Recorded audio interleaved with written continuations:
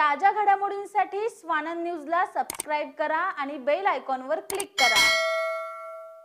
बदलापूर शहरातून जाणाऱ्या JNPT वडोदरा या महामार्गात येणाऱ्या बोगद्याचं काम 25% पूर्ण झालंय।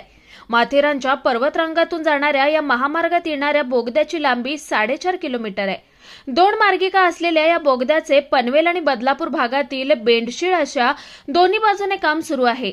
जुलै 2025 ला या बोगद्याचं काम पूर्ण होणार आहे। आमदार किसन कथोरे आणि प्रकल्प संचालक यांनी आज या बोगद्याच्या कामाची पाहणी केली। या महामार्गामुळे बदलापूर आणि पनवेल हे अंतर अवघ्या 15 मिनिटात पार करता येणार आहे। या प्रोजेक्टचे ड्रोनच्या माध्यमातून टिपलेले दृश्य।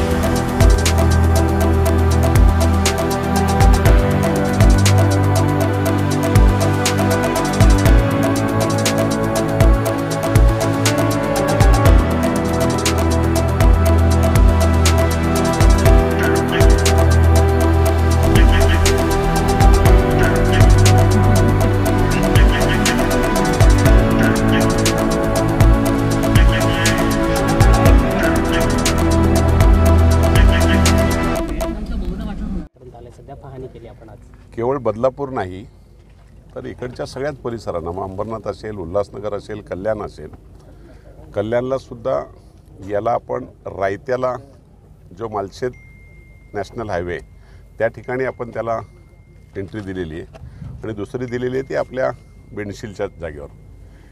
बदलापूरचं तर एक अशा प्रकारचं चित्र तयार होतं आहे।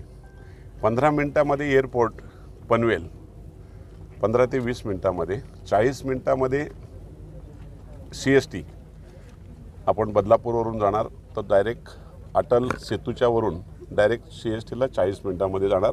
त्याचबरोबर वसई विरार त्या बाजूला 40 मिनिटामध्ये जाणार। वडोदराला मला वाटतं काहीतरी 4 तासामध्ये वडोदरा आहे आणि सगळ्यात महत्त्वाचं का दिल्लीसुद्धा आपल्याला सगळ्या ट्रेनपेक्षा जाण्यासाठी सगळ्यात जवळचं होईल। मला वाटतं काहीतरी 11 तासामध्ये दिल्लीला आपण पोहोचणार आहोत। हे दळणवळणाच्या बाबतीमध्ये सगळ्यात चांगलं महत्त्वाचं काम या रस्त्यामुळं झालं आहे आणि त्याचा आज खऱ्या अर्थाने पाहण्याचा एक दुसरा हेतू होता की इथून हा जो एंट्री आहे त्या एंट्रीवरून बदलापूरला कडं किंवा रायत्याकडे जाणारा माझ्या जे मतदारसंघात ते सगळे शहरे आहेत किंवा बाजूला गावं आहेत यांना सर्व्हिस रोड असावेत अशा प्रकारची एक मागणी आमची सगळ्यांची आहे।